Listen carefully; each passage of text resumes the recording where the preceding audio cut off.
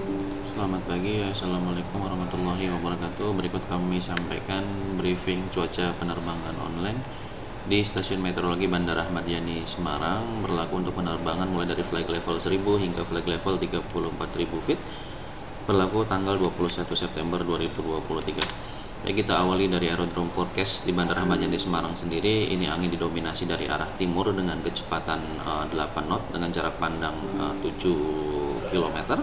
Kemudian dengan kondisi awan, jumlah awan 3 hingga 4 oktas dengan ketinggian dasar 1400 feet. Diperkirakan terjadi perubahan arah angin menjadi dari arah barat laut dengan kecepatan 12 knot.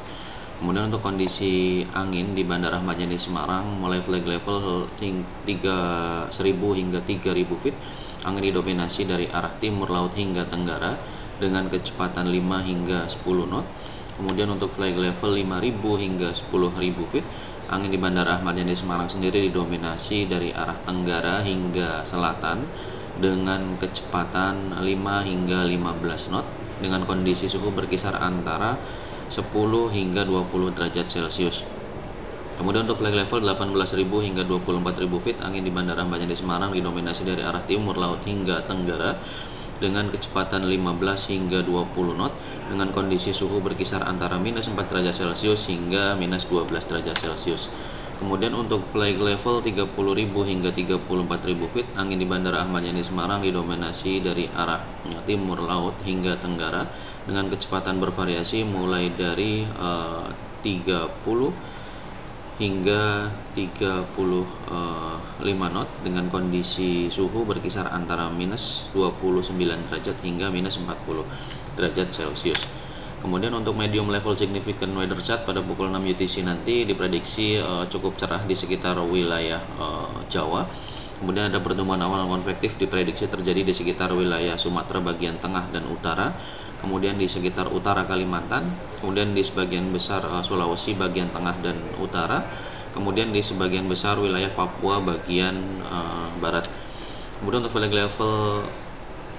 high level significant weather chart pukul 6 UTC terdapat potensi pertumbuhan awan konvektif di sekitar wilayah Sumatera bagian tengah dan utara, kemudian Kalimantan bagian utara, kemudian sebagian besar wilayah Papua. Kemudian di sekitar wilayah Jawa kondisi awan konvektif cukup cerah. Kemudian di sekitar Jawa Timur terdapat vulkanik es daripada Gunung Semeru. Kemudian untuk level significant weather chart pada pukul 12 UTC, potensi pertumbuhan awan konvektif terkonsentrasi di sekitar wilayah Sumatera bagian tengah dan utara, kemudian Kalimantan bagian utara, kemudian sebagian besar wilayah Papua bagian tengah dan utara. Kemudian untuk wilayah Jawa, Bali dan Nusa Tenggara sendiri ini tidak ada potensi pertumbuhan awan konvektif. Kemudian untuk kondisi citra satelit Himawari pada pukul 23.00 UTC tadi pagi, kondisi awan di sekitar wilayah Jawa, Bali dan Nusa Tenggara cukup cerah. Kemudian awan konvektif terkonsentrasi di sekitar wilayah Sumatera bagian tengah dan utara. Kemudian di sekitar wilayah Kalimantan bagian tengah dan bagian utara, kemudian di sekitar wilayah Papua bagian barat dan utara. Demikian briefing online yang dapat kami sampaikan, kurang lebihnya mohon maaf.